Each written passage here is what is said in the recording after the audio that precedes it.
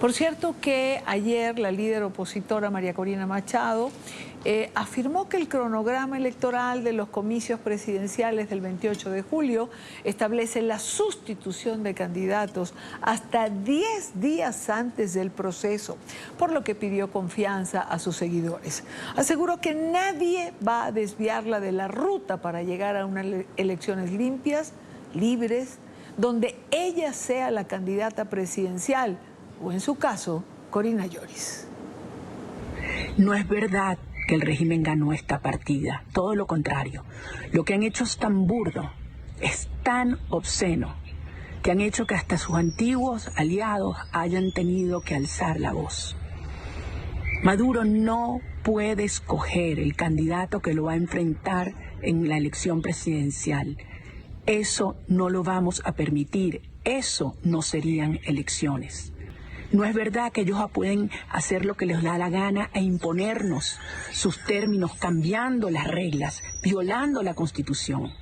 Las leyes venezolanas son muy claras. Tenemos hasta 10 días antes del 28 de julio para sustituir el candidato.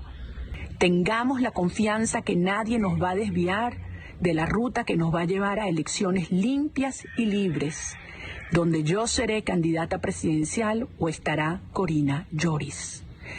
Yo confío en Venezuela, yo confío en ti. Confiemos unos en otros y avancemos. ¡Viva Venezuela libre! Confianza es lo que pide siempre María Corina Machado. Habla de esos 10 días antes del acto electoral para sustituir un candidato. ¿Es posible?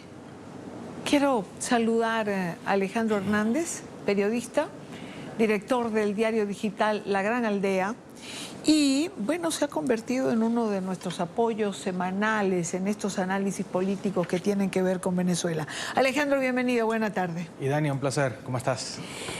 Aquí viendo las cosas que pasan en Venezuela. Este mensaje de María Corina el día de ayer, ¿es creíble todavía seguir pensando que puede haber una sustitución de candidatos? Bueno, el mensaje de María Corina ayer deja la puerta abierta, ¿no?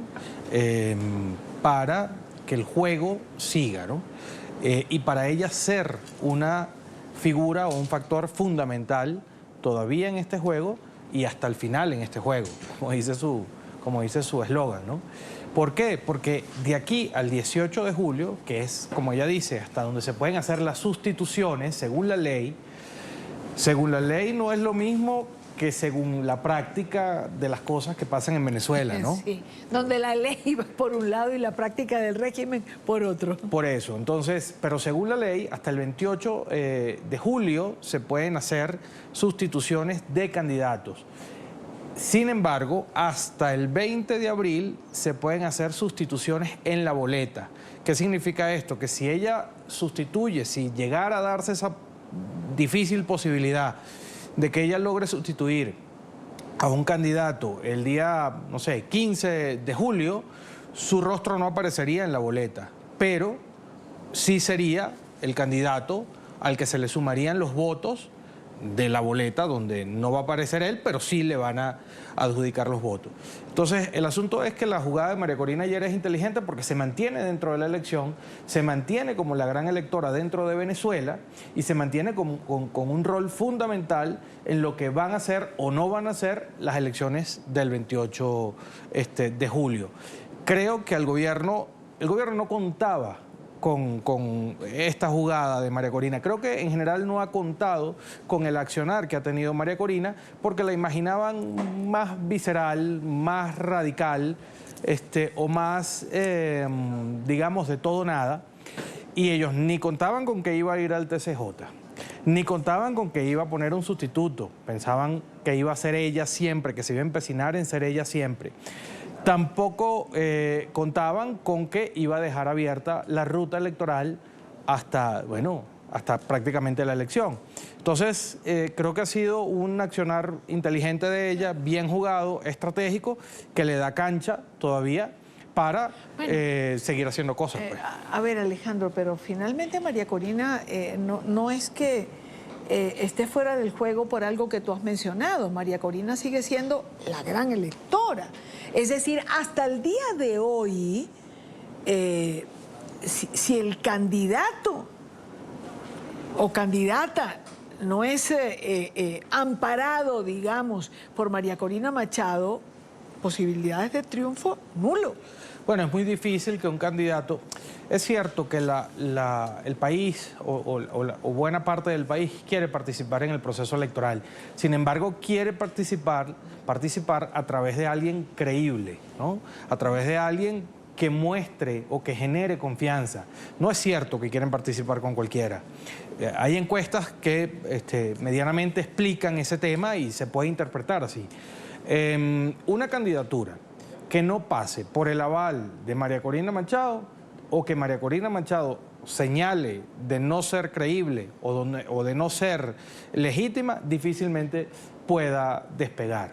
¿Por qué? Porque la gente sigue muy pegada a lo que ha hecho y dicho María Corina Machado. Sigue siendo la líder fundamental de la oposición. No le ha quedado más remedio a quienes siempre le han adversado y para quienes su liderazgo representa, cierta incomodidad, no les ha quedado más remedio que reconocerlo una y 100 veces, porque es innegable que ella sigue siendo la figura máxima dentro de la oposición y en buena medida las elecciones, su legalidad y su legitimidad internacional pasan por lo que ella diga de esas elecciones. Si ella la califica, faltando poco, yo no lo sé si va a ocurrir o no, pero si ella llegara a calificarlas de ilegítimas, ahí va a haber un problema y va a haber puntos de vista diferentes. Pero es que lo podemos ver por lo siguiente. ¿Qué reacción ha tenido la inscripción de la candidatura de Manuel Rosales? Ha sido muy criticada. Ha sido muy criticada porque no ha sido transparente y porque creo que ha quedado como a los ojos o ha sido muy fácil ver que no ha sido una inscripción transparente, consensuada con los demás factores de la oposición y sobre todo que no ha sido una inscripción que ha contado con el apoyo de María Corina Machado. Fíjate que al día siguiente de eso, ella habla de traición, ella no nombra a Rosales, porque precisamente ha sido muy cautelosa y muy inteligente en dejar espacios abiertos.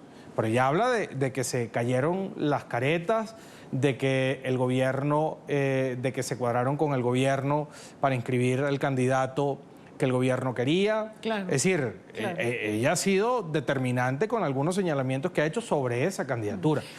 Rosales, te interrumpo porque Rosales ha dicho que se ha desatado una campaña en su contra, que él lo que no quería era dejar sin opción a Venezuela en todo este juego político, pero yo no creo que exista una campaña de factores políticos, es decir, esa ha sido la reacción general.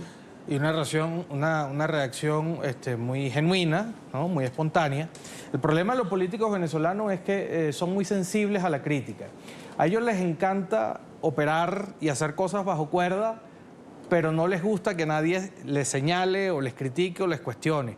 Hay mucho que cambiar en ese sentido dentro de la política venezolana. La inscripción de Manuel Rosales para nada fue una decisión de última hora. El acto de inscribirse pudo haber sido de última hora, pero la decisión nunca. Se dijo siempre, se dijo desde el comienzo que Manuel Rosales no participaba en las primarias para quedar como alternativa. Se dijo siempre que esa era una razón y siempre se dijo que él tenía tienda aparte.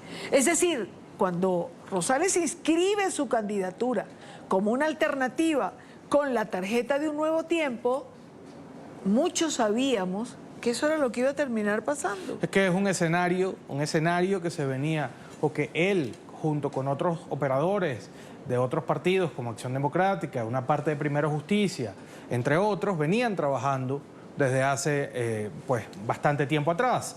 Han hecho lobby por Rosales afuera, han operado con el gobierno para que la única opción disponible sea esa. Evidentemente al gobierno le conviene.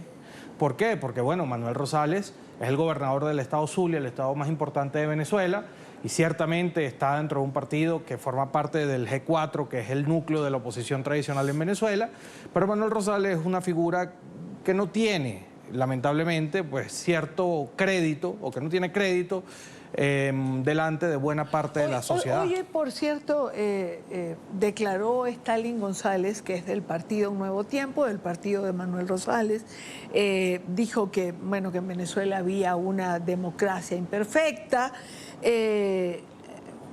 a lo cual uno puede simplemente decir, bueno, es que la democracia ¿es democracia o no es democracia? O sea, no puede ser imperfecta, regular, más o menos. En Venezuela no hay una democracia imperfecta. En Venezuela hay una dictadura. Bueno, eso es una frase muy infeliz declarada por el dirigente Stalin González. Sí, yo entiendo que en los medios de comunicación venezolanos tradicionales esa declaración fue en una radio en Venezuela. No se puede catalogar al régimen, ni como dictadura, ni como autoritarios, pero decir que no es una democracia perfecta es demasiado generoso y creo que revela un poco ciertos acuerdos que puede haber entre ese dirigente y sectores del gobierno, ¿no? Fue una declaración en general bastante reveladora, en el sentido de que él vuelve con el tema de que no se debería dejar sin opción a la gente, de que fue última hora, de que hay que hacer lo viable y no lo esperable, o no lo que la gente quiere, sino lo que se puede hacer. Y dentro de eso caben muchas cosas. Y precisamente por ese tipo de declaraciones y por permitir que sea el gobierno quien siempre... El gobierno pone las reglas, pero tú no puedes validarla desde el minuto gobierno uno. pone la regla, escoge los candidatos, dice cómo es la elección, cuándo se hace. Es decir, a ver, por Dios.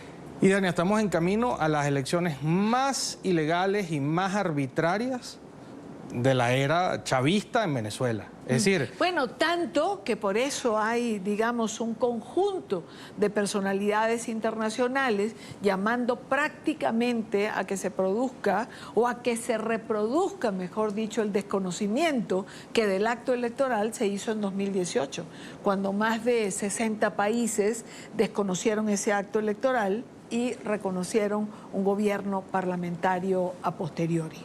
Bueno, no sé si terminará pasando, no sé si se terminará repitiendo ese guión, que lamentablemente no terminó muy bien tampoco, sí. Pero lo que sí es verdad es que a estas alturas el gobierno no ha permitido que se inscriba una opción realmente opositora, o por lo menos que cuente con la unidad de todos los sectores opositores para competir el próximo 28 de julio. Está la tarjeta en la mesa de la Unidad Democrática absolutamente amenazada, porque si dejan a Edmundo González, ex diplomático venezolano, que permitieron inscribir como una tapa, como llamamos en Venezuela, como un candidato sustituto, está la amenaza de que si no lo sustituyen, plegándose a Manuel Rosales o a algún otro de los inscritos que están, hay 13 candidatos inscritos, los 12 que hay no cuentan con el aval unitario, ¿no?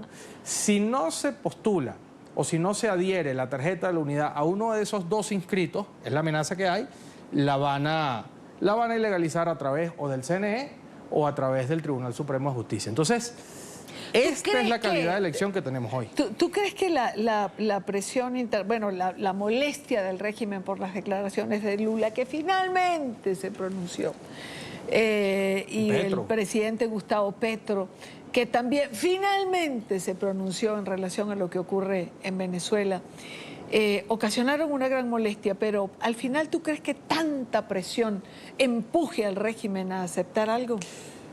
Para el gobierno es preferible sufrir presiones que siempre van a ser declarativas, eso no pasa de ahí, a perder el poder, ¿no?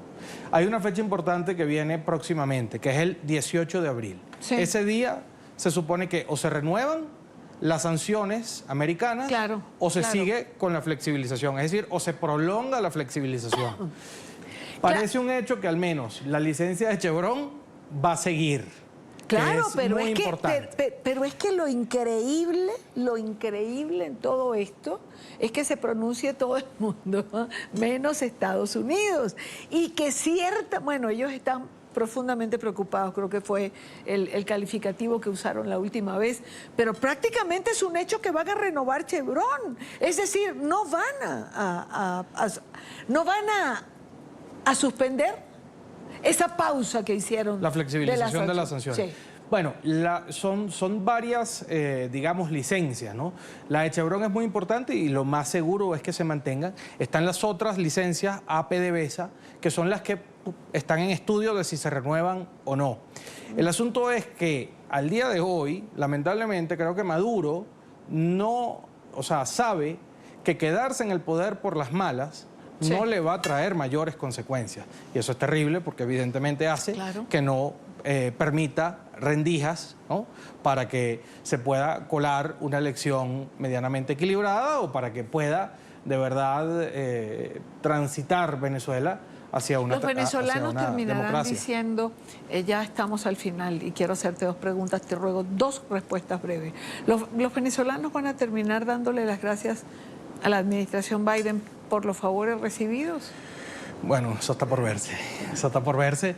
Creo que vienen días clave en ese sentido. ¿Cómo te imaginas la semana?